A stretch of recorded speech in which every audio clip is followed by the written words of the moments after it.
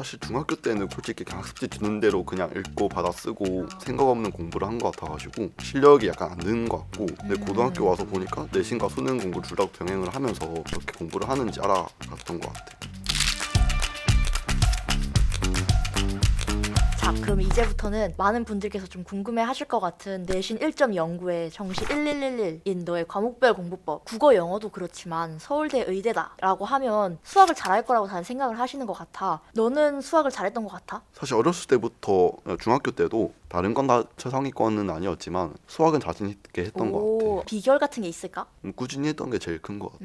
혹시 선행은 많이 하고 들어갔었어, 고등학교에? 나는 중2 때 고2 개념을 다 했던 것 같아. 고1 때 약간 고3 수능 문제를 좀 풀었던 정도? 완전 잘 푼 건 아니고 그냥 손만 대보는 정도? 그래도 고1 정도까지 고등학교 때 배우는 것들을 다 한번 보고 들어갔었다. 한 번씩은 다 읽고 들어갔다. 그러면 그 전까지도 계속 꾸준히 풀었다고 했는데 구체적으로 어느 정도로 했다고 얘기를 했던 거야? 이게 중학교 때는 사실 나도 계획적인 사람이 아니다 보니까 하루에 30문제씩 풀기 이렇게 하진 않았는데, 학원 다니면서 학원쌤이 내주는 문제를 풀고 이렇게 하다 보니까 내가 주도적으로 하지 않아도 학습량 자체는 좀 약간 꾸준히 쌓여왔던 것 같고, 이제 고등학교 때는 내 스스로 공부하는 시간이 많았잖아. 근데 그때는 이제 뭐 엔젤을 푸든 뭐 모의고사를 풀든 간에 무조건 학교에 하나는 들고 가서 이제 학교 마칠 때까지 그거 하나는 그래도 끝내고 돌아온다, 이런 느낌을 했던 것 같아. 사실 고3 때는 내가 투 과목을 하느라 다른 과목 공부량이 조금씩 줄고 있었거든. 그러다 보니까 살짝 불안한 거야. 그래가지고 하루는 그냥 드릴 같은 문제를 하나 들고 가서 그날 처음부터 끝까지 다 풀기도 하고 그랬어. 진짜 대단하다. 다 풀려면 하루 종일 풀기니까 계속 집중하면서 풀어야 돼. 그렇지. 그날은 막 수학만 하고 그랬지. 그치. 아무리 수학을 좀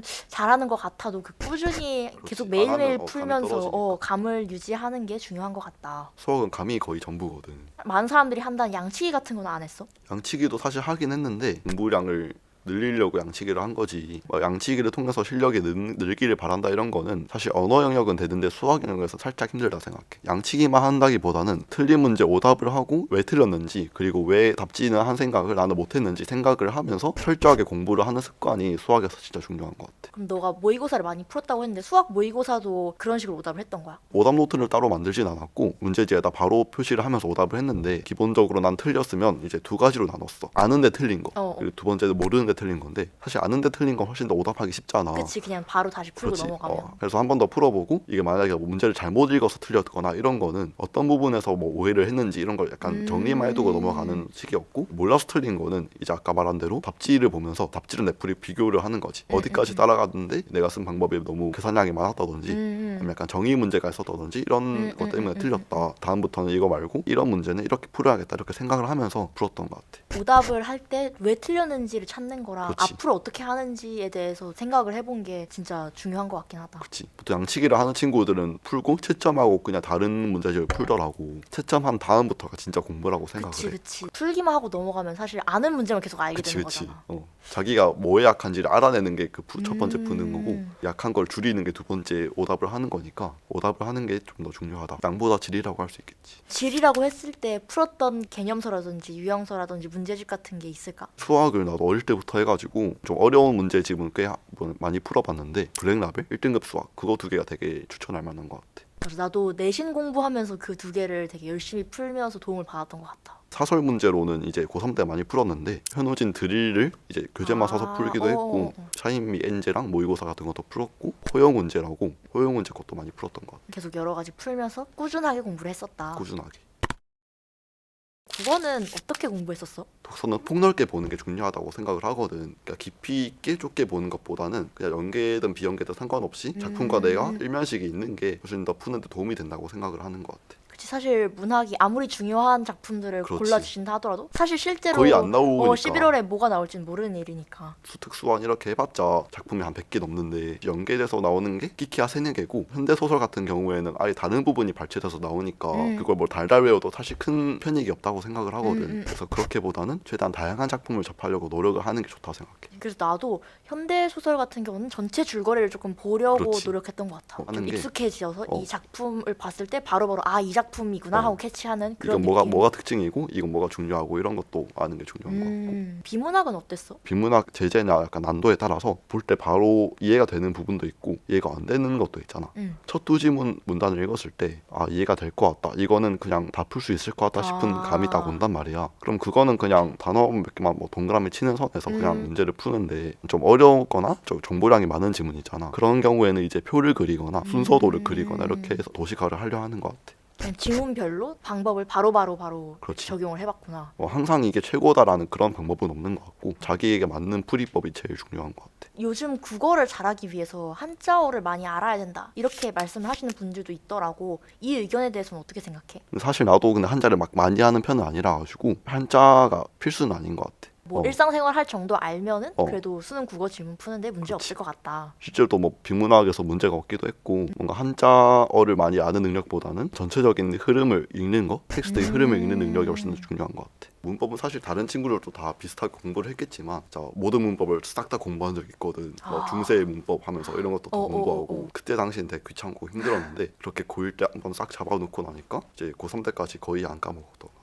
확실히 문법은 한번 딱 개념을 그렇지. 잡아놓으면 그 다음엔 문풀로 좀 기억이 안 나는 부분들을 상기시키면서 외우면서 반복할 수 있으니까 처음 개념 잡는 게 중요한 것 같아. 그리고 시간 전략에도 문법이 중요하니까. 그치, 언매를 빨리 풀어야지 이제 독서랑 독해, 문학할 독해 시간이 벌릴 수 있는. 나오니까. 그러면 혹시 국어 실력을 키우기 위해서 너가 추천해줄 만한 문제집이나 인강 같은 거 있을까? 우선 나는 처음에는 기출이 제일 중요하다 생각을 해가지고 기출을 그 엔제 말고 모의고사 형태로 계속 풀었거든. 아예 그 실전처럼. 자기 스토리 같은 데서 이렇게 사가지고 뜯어서 쓰는 그것도 해봤고, 인강 같은 경우에는 김동욱 쌤 걸 들었었고, 모의고사도 약간 한수나 이감 같은 걸 많이 푼 것 같아. 그럼 국어는 이 정도로 해보고 영어로 넘어가 보려고 하는데, 고등학교에서 영어 성적이 되게 많이 올랐다고 했잖아. 시간 내에 영어 지문들을 다 이해하고 읽으려면 영어 베이스가 없진 않았을 것 같은데, 혹시 어렸을 때는 영어 공부를 어떻게 했었어? 사실 초등학교 고학년 때부터 영어 학원 다니긴 했는데 회화 위주의 학원이고 수능 영어랑 전혀 안 맞더라고. 그래가지고 그게 영어 말하기 이런 거에는 되게 도움이 됐을지 몰라도 수능 영어를 준비할 때는 딱히 크게 다른 점 없었던 것 같아. 그럼 뭐 영어 유치원 이런 거는 안 다녔던 거야? 유치원도 다니긴 했는데 크게 차이는 없는 것 같아. 그치, 나도 영어 유치원을 뭐 다닌 거랑 수능 영어를 잘 푼다? 이거는 관계가 없는 것 같아. 그러면 어렸을 땐 이렇게 했는데 좀 고등학교 와서는 어떻게 공부를 했던 것 같아? 소개해줄 만한 거 있을까? 사실 나는 영어 공부를 되게 무식하게 양치기를 했는데 언어는 양치기가 중요하다 생각해. 양치기라는 게 구체적으로 어떤 거야? 다니던 고등학교가 대구에서 거의 시험 범위가 제일 넓기로 소문난 학교였는데 모의고사 3-4개씩 넣고 뭐 수특수안에다가 교과서까지 이렇게 시험 범위로 내다 보니까 자연스럽게 양치기를 하면서 처음에는 물론 시간도 오래 걸리고 했지만 가면 갈수록 시간이 단축이 되는 게 느껴졌고 수능 공부도 약간 준비가 된 게 아닐까 싶어. 많이 읽으면서 독해가 빨라졌다.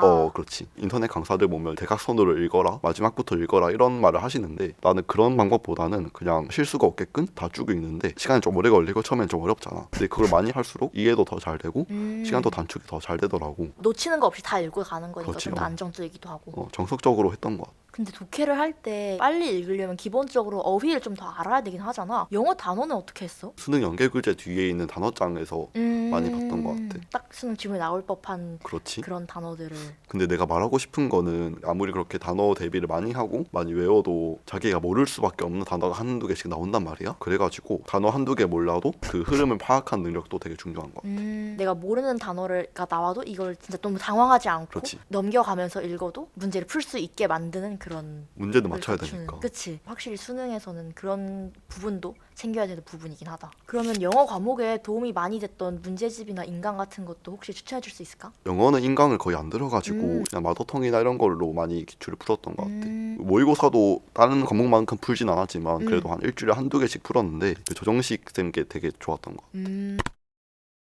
마지막으로 과탐으로 한번 넘어가 볼 텐데, 사실 난 스펙을 들으면서 일반 전형을 썼는데도 2과목, 심지어 물투를 했다 라는 게 되게 놀랐거든. 이런 식으로 잡게 된 이유가 있을까? 그 모의고사를 봐보니까 이게 잘하면 서울대 의대도 정시를 노려볼 만한 거야. 내 학번까지만 해도 이제 서울대는 정시로 2과목을 무조건 응시를 해야 뽑거든. 아, 그렇네. 상담을 부모님이랑도 하고 선생님이랑도 해보니까 물투를 한번 해볼 만하다 싶어서 시작했어. 그러면 구체적으로 물리랑 생명을 정하게 된 이유가 있어? 근데 진학부장쌤이 이렇게 조언을 해주셨는데 너는 일단 외우는 걸 별로 안 좋아하니까 G2보단 물화생투가 나왔는데 그 물화생 중에 원 중에서 제일 자신 있는 걸 골라라 해가지고 마지막까지 하원을 고를지 생원을 고를지 고민했거든. 근데 결국 생원이 좀 더 맞을 것 같아서 근데 고르고 보니까 사실 이 조합이 많이 없는 건지 물투생원을 나 말고 본 적이 거의 없거든. 진짜 나도 되게 오랜만에 듣는 조합인 것 같아. 일단 물투가 많이 없긴 물투를 하지. 치는 사람 자체가 많지 않으니까. 그럼 너는 이런 과목들을 공부할 때 특히 아까 얘기했듯이 물투는 또 풀만한 문제도 다른 과목에 비해서 시중에 널려있지 않은데 어떤 문제집들을 공부했었어? 생원이 훨씬 풀이 넓으니까 말하자면 개념은 사실 나는 인강 말고 혼자 독학을 하거나 동네 학원에서 이렇게 개념을 듣고 이제 엔제 같은 걸 인강 강사 거를 많이 쓰는 그런 스타일이었는데 고3 때 기준으로 말하면 문제풀이를 윤도영 쌤 걸로 많이 했었는데 어렵긴 해도 통찰력이 많이 늘어나는 것 같아서 그걸로 많이 했던 것 같아. 물투는 사실 그렇게 막 큰 사람이 없잖아. 백이범이 그나마 유일하게 인강으로 내줘가지고 백이범 인강 들으면서 공부도 하고 이제 엔제도 그 사람 걸로 풀고 이제 다른 과목들 온 과목들은 좋은 모의고사가 많아가지고 뭐 이런 것까지 푼다고 할 필요가 없는데 물투는 이제 오르비에 있는 것도 풀고 이러다 보니까 이제 구할 수 있는 걸 다 풀었구나. 진짜 일단 만들어주면 일단 고마워해야 되는 그런 수준이더라고. 물론 지금은 또 물투하는 인원이 좀 늘어나가지고 좀 다를 수 있는데 풀면 진짜 오답이 있는 모의고사가 진짜 한두 개가 아니었어. 4번이면 보통 막 어려운 문제가 아니잖아. 그치. 근데 4번을 풀고 나니까 틀려 있는 거야. 그래서 왜 이렇지 했는데 답이랑 문제가 바뀌어 있고 그런 거야. 진짜 쉽지 않게 공부한 것 같다.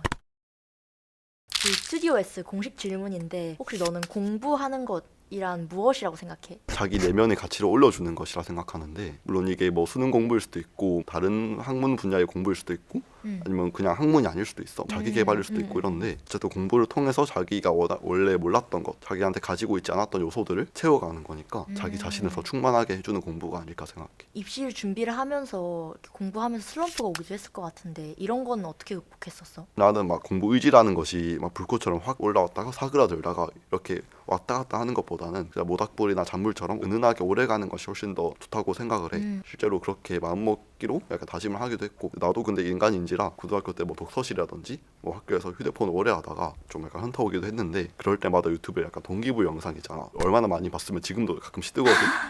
그런 거 보고 자극받아서 2시간씩 하고 다음날 일어나서 또 하고 그리고 말하는 대로라는 유명한 노래 있잖아.